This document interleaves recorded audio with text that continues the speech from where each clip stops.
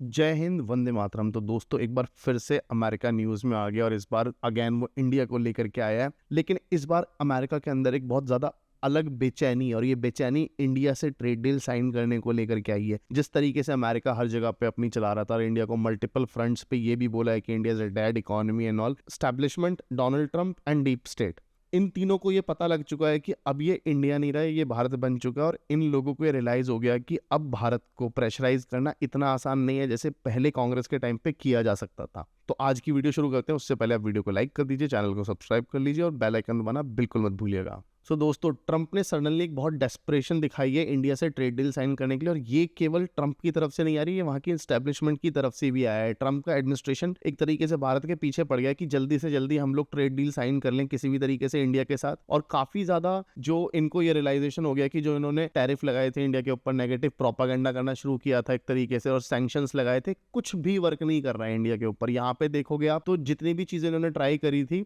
वो सारी बैकफायर कर चुकी हैं एक तरीके से इंडिया के ऊपर। यहाँ पे यूएस ने मल्टीपल तरीके से हमारे ऊपर प्रेशर बिल्डअप करने की कोशिश, हाई टैरिफ लगाने की कोशिश करी थी।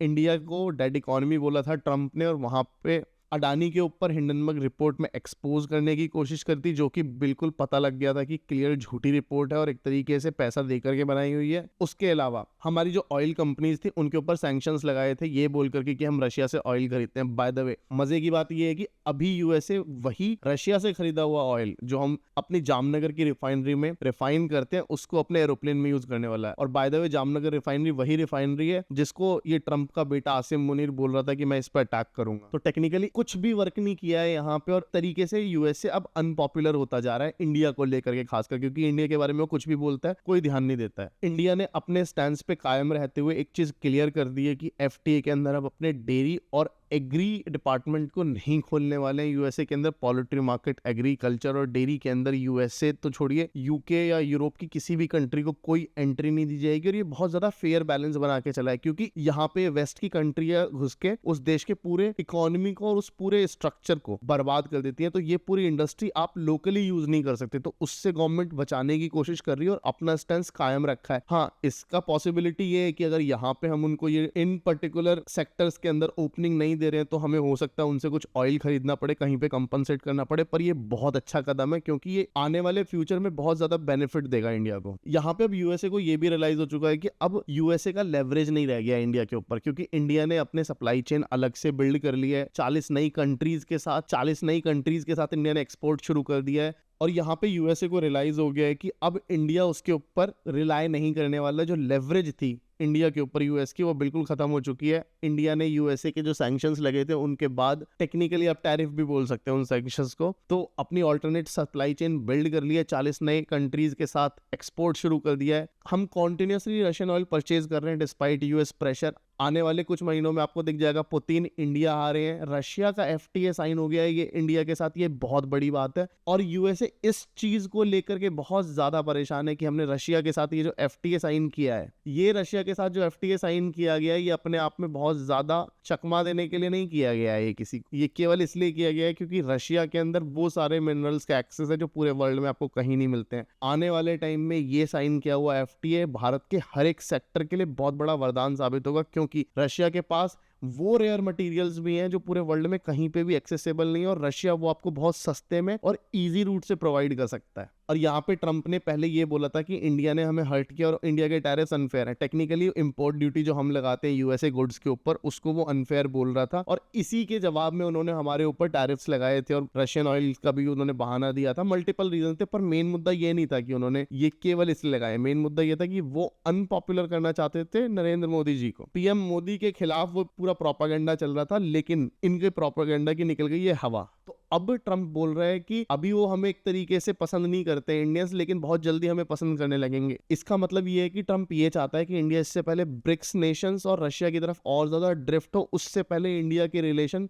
यूएसए के साथ जल्द से जल्द अच्छे हो जाएं। यूएसए वरिड है रशिया और इंडिया के एफटीए को लेकर के। इसके बड़े रीजंस ये हैं क्योंकि जब हमारा एफटीए कंप्लीट हो जाएगा रशिया के साथ, हमारे पास सेंट्रल एशियन मार्केट का एक्सेस आ जाएगा, ईस्टर्न यूरोप का एक्सेस आ जाएगा, और जो रशिया के नेचुरल रिसोर्सेज हैं, जो मैंने अभी मेंशन किया था आपको, वो सारे के सारे हमारे लिए खुल जाएंगे। और ये यूएसए के लिए बहुत बड़ा रेड अलर्ट है, क्योंकि यूएसए की मोनोपोली क्या है कि यूएसए पूरे वर्ल्ड के जितने बड़े रिजर्व्स हैं, जो नेचुरल रिसोर्सेज हैं, चाहे वो अफ्रीका के अंदर हो, चाहे मिडिल ईस्ट में हो, चाहे लैटिन अमेरिका में हो, सबको काइंड ऑफ यूएसए ही मतलब हैंडल करता है, उसको वही एक तरीके से कैपिंग करता है। लेकिन रशिया के ऊपर यूएसए की कोई कैपिंग नहीं है। ये इंडिया के लिए बहुत ज्यादा फायदेमंद होगा आने वाले टाइम में। और यहाँ पे यूएसए को ये भी समझ आ गया है कि चाइना और इंडिया डिफरेंट है। जिस तरीके की प्रेशर टैक्टिक्स यूएसए ने चाइना के ऊपर यूज की थी, वो हमारे ऊपर यूज नहीं कर सकते हैं। इंडिया अपने आप में सेल्फ सफिशिएंट है और इंडिया को यूएसए की जरूरत नहीं है उस तरीके से जिस तरीके से चाइना को जरूरत है। केवल एज अ मार्केट नहीं, चाइना के अंदर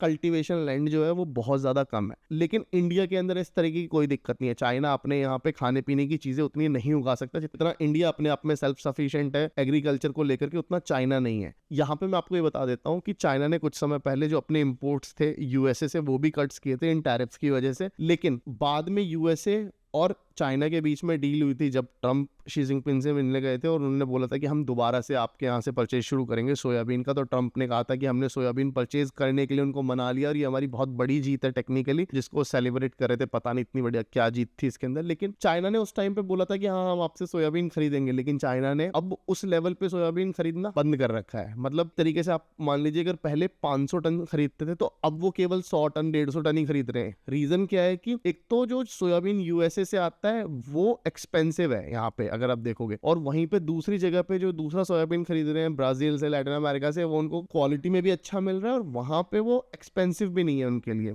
तो इस तरीके से यूएसए ने जो चाइना के साथ डील की थी वो भी कहीं ना कहीं फेल होती हुई दिख रही है। तो इंडिया पे क्या प्रेशर बनाएंगे ये तो आप समझ ही लीजिए। यहाँ पे केवल ट्रम्प एडमिनिस्ट्रेशन ही नहीं, जो यूएस एस्टैब्लिशमेंट है, जो डीप रूटेड है, जो टेक्निकली ट्रम्प के एडमिनिस्ट्रेशन और काइंड ऑफ यूएसए की पॉलिसीज को रन करता है, वो भी चाहता है कि इंडिया और रशिया के जो रिलेशन सुधर रहे हैं उससे पहले किसी तरीके से हमारे इंडिया के साथ जो रिलेशन है वो सुधर जाए।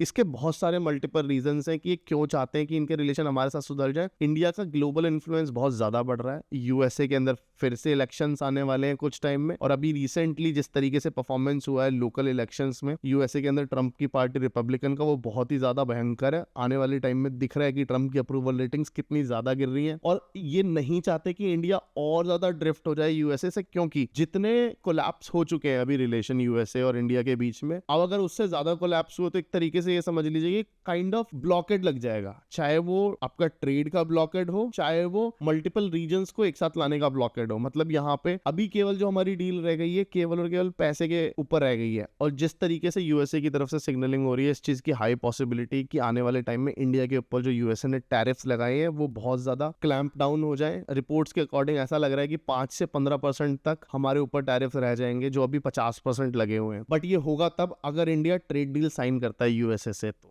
लेकिन इंडिया यहाँ पे कोई जल्दी नहीं मचा रहा है। इंडिया ने क्लियर बोल दिया कि जब तक एक बैलेंस ट्रेड डील नहीं आता है, जब तक एक बैलेंस एफटीए नहीं आता है, तब तक वो एफटीए साइन नहीं होगा जिसमें इंडिया का भी उतना ही फायदा हो जितना यूएसए का हो रहा है। ये इंडिया ने अपनी तरफ से बहुत ज्यादा क्लियर कर लिया है ये चीज को। हम अपनी मार्केट को फोर्सफुली ओपन नहीं होने देंगे किसी भी सूरत में। इक्वल पार्टनरशिप होनी चाहिए, नो प्रेशर पॉलिटिक्स। आप लोगों को क्या लगता है कि एफटीए इंडिया को साइन करना चाहिए या नहीं करना चाहिए? कमेंट्स में बताना बिल्कुल ना भूलें। Thank you so much.